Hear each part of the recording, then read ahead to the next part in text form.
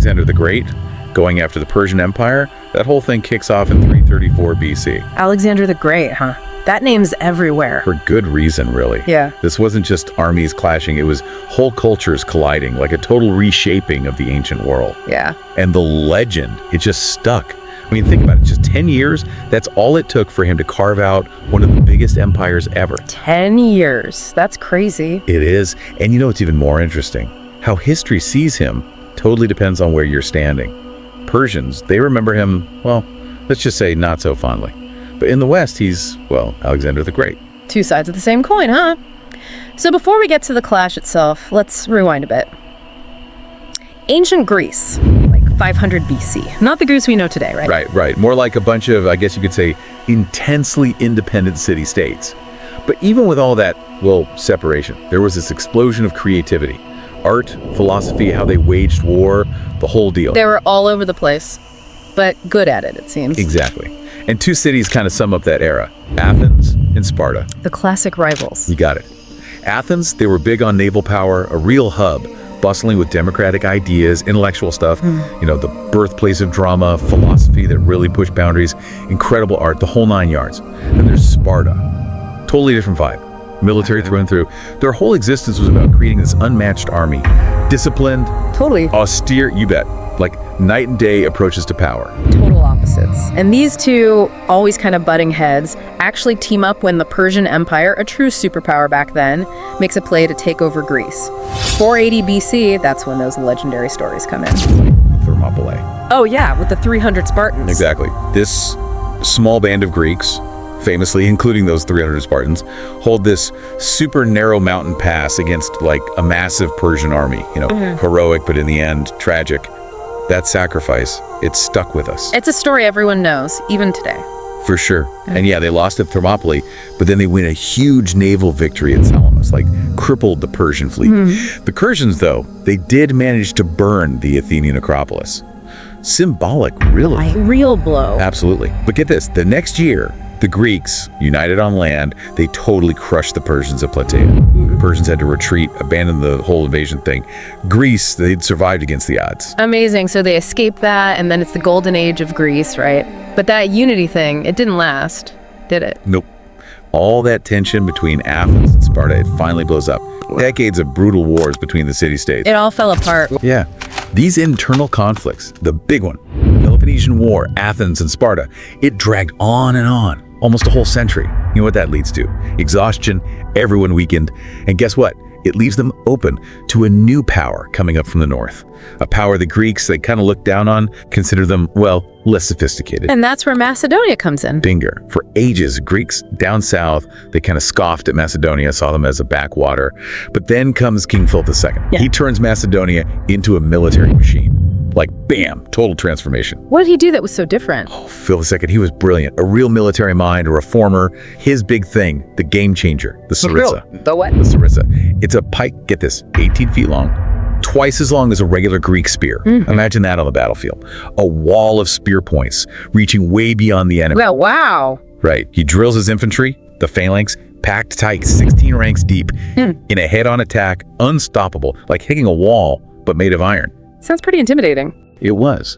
But here's the thing. All that power up front, it made them less flexible. You know, weak on the sides, from the rear. It's a trade-off. Big strength, but with the potential weakness. I see. So there's a catch.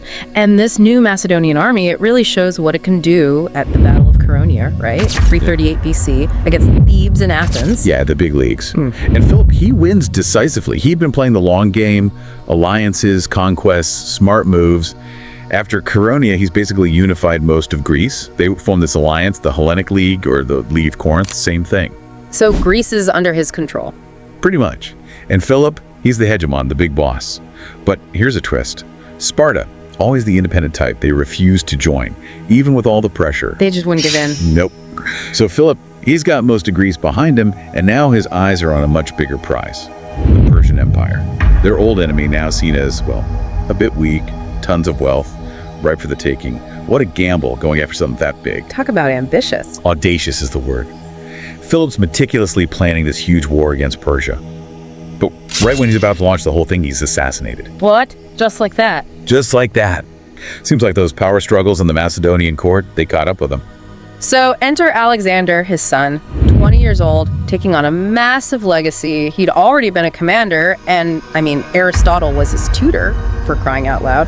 What kind of leader was he stepping into this role as? Alexander, he was brilliant, no doubt. Sharp military mind, charismatic, but also super ambitious, restless, driven by that desire for glory, He inherits his dad's grand vision, but first things first, got to secure his own position. He's quick, ruthless, takes out any rivals, then boom, rebellions pop up. Illyria up north, Thessaly, central Greece, and Thebes, ancient city, respected, he destroys it. A brutal example. Sending a message. Totally. Resistance, it'll be crushed, no question. So spring 334 BC, Alexander's got things under control, and he's ready for that huge task his dad left behind. He marches his army across the Hellespont, that narrow strait between Europe and Asia, right into Asia Minor. It's on. Empires are about to clash. So we've got Alexander, he's made the crossing into Asia Minor, ready to go. What's this army of his look like? Well, we're talking roughly 40,000 strong. And you mentioned it before, it's not just Macedonians, it's Greeks from all over. A real mix. Definitely, a true coalition, the best from across the Greek world. Infantry, they're under Parmenion, a veteran general, super experienced, served under Philip II. So he knows his stuff. Oh yeah. And the heart of that infantry, those 9,000 Macedonian phalangites, professional soldiers, full-time, armed with those sarissas, remember the 18-footers? They fight in that tight phalanx formation, 16 ranks deep. Imagine it, a wall of spear points, just an unstoppable force moving forward. Like we were saying before, a wall of iron. Exactly. But remember those limitations. Hard to maneuver, weak on the sides. Right, that trade-off. Yeah, exactly. So to protect those flanks, they've got the hypaspists, the shield bearers. The name kind of says it all, elite, gotta be. Protecting the phalanx. Yep, about 3,000 of them. Shorter spears, bigger shields, strategically placed. They're the link between the heavy phalanx and the more mobile troops. Versatile, well-trained, led by Nicanor, Parmenion's son. Family affair. Kinda, yeah. Then you've got a sizable chunk of allied Greek infantry, 7,000 and 5,000 mercenaries. These guys, they're hoplites, the round shield, hoplon, shorter spear, about 8 feet. Typical for Greek city-state armies back then. Makes sense. Maybe not as much raw power as the phalanx, but still well-trained, effective. So many different fighting styles, all in one army. It's pretty amazing. What about the ranged fighters, the cavalry? For skirmishing, Alexander's got the Agrians, elite javelin throwers from up north, what's now Bulgaria, known for accuracy, speed. Then there's others from Thrace, Illyria. They've got javelins, slings, bows, the whole shebang. Covering all the bases. You bet. And for shock cavalry, the hammer blow, there's the companion cavalry, 1,800 elite horsemen, often from the Macedonian nobility. They're the guys who break enemy lines, exploit weaknesses. Crucial. Led by Philotas, another one of Parmenion's sons. And get this, Alexander himself. He leads the royal squadron within the companions. Always leading from the front. That's Alexander. And there's other cavalry too. 1,800 Thessalians under Callus, 600 from other parts of Greece. Arigius leads them, and 900 scouts mounted under Cassander. Well-balanced, versatile army, each unit with its role, covering for the other's weaknesses. Impressive. And facing this force, you've got the mighty Persian Empire. How'd their system work over in Asia Minor, where Alexander's landing? Okay, so Persia, vast empire, right? They divided into satrapies and provinces, each one ruled by a satrap, basically the king's guy. He's got power, administration, taxes, military, the whole deal. When news of Alexander arrives, the satraps, they got to figure out what to do. Big meeting, I imagine. You bet. And there's this one voice stands out, Memnon of Rhodes, a Greek general but serving the Persians. A Greek on the other side. Yeah, interesting, right? He's skilled, experienced, and he gives some really good advice. He tells them, don't fight Alexander head on. No pitched battles. Scorched earth. What's that? Basically, burn everything. Villages, crops, retreat. Alexander's army, it's not that big, and they need supplies. Memnon figures they'll starve, have to go home. It's a long game, wearing them down. Smart. But they didn't listen, did they? Nope. The satraps, they're not keen on trashing their own lands. Makes sense, right? They're responsible for those areas. They care about their own power, their wealth. So they decide to go for it, face Alexander head on. The Granicus River, that's where they choose to make their stand. So the first big clash is set. How are the Persians positioned? They set up on the east bank of the Granicus. Now this river, it's not super deep, but it's wide, about 60 feet, steep banks, muddy, not easy to cross. Their front line, all cavalry, like 10,000 of them. From all over the empire, Medes, Hyrcanians, those are from modern Iran. You got Bactrians from Afghanistan, Paphlagonians from the Black Sea coast of Turkey. Yeah, real diverse. And behind them, in reserve, are several thousand Greek mercenaries. Remember, we talked about them. Persians often used them. Good hoplite fighters. Right, those Greek mercenaries. Interesting they're held back, though. Any reason for that? Hard to say for sure, but maybe the Persian commanders, they weren't too sure about their loyalty. I mean, they're Greek, fighting against a mostly Greek army, led by Alexander. So maybe keeping them back was a way to, make sure they didn't switch sides or fight half-heartedly. Makes sense. Now, Alexander, we know he's bold, decisive. He doesn't wait around, does he? Goes straight for the attack. Oh yeah, he's ready to rumble. Wants to hit him right away, no delay. No trying to find a better spot to cross either. Straight at him. How does he set up his army? Classic Macedonian style. Left wing, that's the Thessalian, allied Greek, and Thracian cavalry, all under Parmenion, reliable guy. Center, the 6 Phalanx divisions, each with its own general. Perdiccas, Koinos, Amyntas, Philip, but not the king, Meleager, and Cresseros. A lot of names to keep track of. There are. But the right wing, that's the key. Alexander's in command there, personally. He's got the companion cavalry with Philotas, the Hypaspists, those shield bearers, the Agrians, javelin guys, and some archers. The hammer blow. Going all in. So numbers-wise, how do they compare? Outnumbered. Best guess, Alexander's got about 13,000 infantry, 5,000 cavalry, probably slightly outnumbered, especially in cavalry. And even then, he goes for it, full-on assault. Some might say reckless, charging across a river, even ignores advice to wait till dawn. Yeah, classic Alexander. Throws caution to the wind. Yeah. So late afternoon, he launches the attack. First, a small group of companion cavalry across the river, testing the defenses, getting a foothold. Then a regiment of Hypaspists, those elites, and some Paeonian-like cavalry. Then, boom! Alexander himself, with the main force, including the rest of the companion cavalry, right into the river. Leading the charge like a true warrior king. Exactly. It's a sight to behold, inspiring his men, calling for courage. Must have been intense. Oh, absolutely. So they're in the water, waist deep, and the Persians open up. Javelins, darts, arrows, all raining down.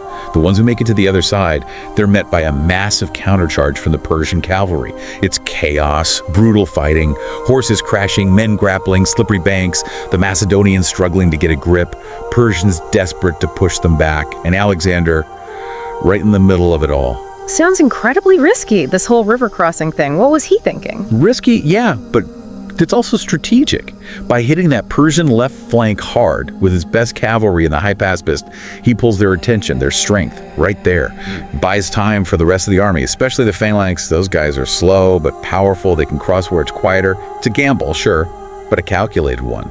Disrupt the Persians, exploit their reliance on cavalry. A bold move. And wasn't there a moment where Alexander almost died? Something about 2 Persian nobles attacking him. Oh yeah, that's a famous one. So, in the thick of it, Alexander's leading, and these 2 nobles, Rosaces and Spithridates, they go after him. Rosaces gets a hit in, whacks Alexander on the head with his sword, so hard it actually breaks a piece off his helmet. Oh, wow. Lucky for Alexander, the helmet takes the brunt of it, saves him from a serious injury. He retaliates quickly, takes down Rosaces with his lance. But then, Spithridates comes at him from behind, sword raised, a split second, and it could be over.